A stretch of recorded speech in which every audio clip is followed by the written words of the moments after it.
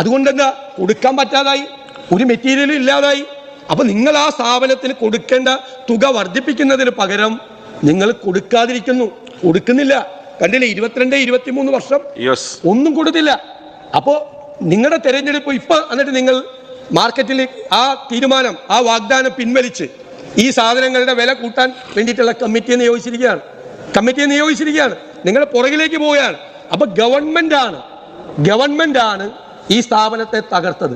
ഈ സ്ഥാപനം തകർന്നു.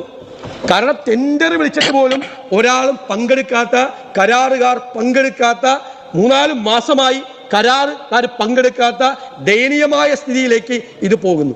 അതിന്റെ ഫങ്ഷൻസ് നിർവഹിക്കാൻ പറ്റുന്നില്ല.